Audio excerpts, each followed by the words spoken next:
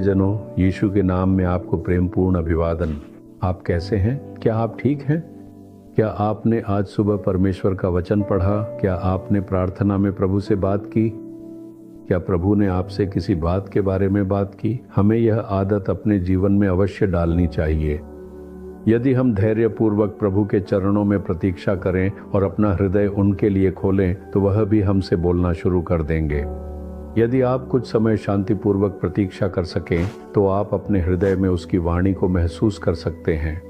इसी तरह जब आप परमेश्वर के वचन पर मनन करते हैं, तो आप महसूस कर सकते हैं कि प्रभु आपको शास्त्रों के माध्यम से उपदेश कर रहे हैं।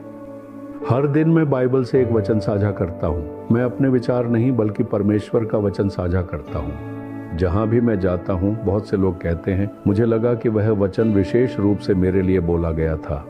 यहाँ तक कि गैर मसीह भी खुशी खुशी गवाही देते हैं, संदेश बिल्कुल वही था जिसकी मुझे मेरी स्थिति के लिए आवश्यकता थी। क्या आप कारण जानते हैं? शास्त्र परमेश्वर का वचन है। प्रभु हमसे अपने वचन के माध्यम से बात करते हैं। हर सुबह यह अपनी प्रायोरिटी बनाएं कि आप उसकी उपस्थिति में प्रतीक्षा करें और उसकी आवाज को विश्वासपूर्वक सुनें। जब आपके और प्रभु के बीच संगति गहरा होती है, तो आप स्पष्ट रूप से सुन सकते हैं कि प्रभु आपसे क्या कह रहे हैं। इसका अनुभव करने के बाद आप कभी भी उससे दूर जाना नहीं चाहेंगे। आप उत्सुकता से सुबह होने का इंतजार करेंगे ताकि आप उसके साथ समय बिता सकें। तो क्या आप सोच रहे हैं कि आज प्रभु आपके लिए क्या वचन लाए हैं? यशायाह अध्याय 24 वचन 4 में प्रभु कहते हैं, मत डर, क्योंकि तेरी आशा फिर नहीं टूटेगी। प्रभु कहते हैं, मेरी बेटी, मेरे बेटे, मत डर, क्योंकि तू लज्जित न होगी। कोई बात आपको डराने की कोशिश कर रही है और आपको लग रहा है कि शायद आपको लज्जित होना पड़ेगा।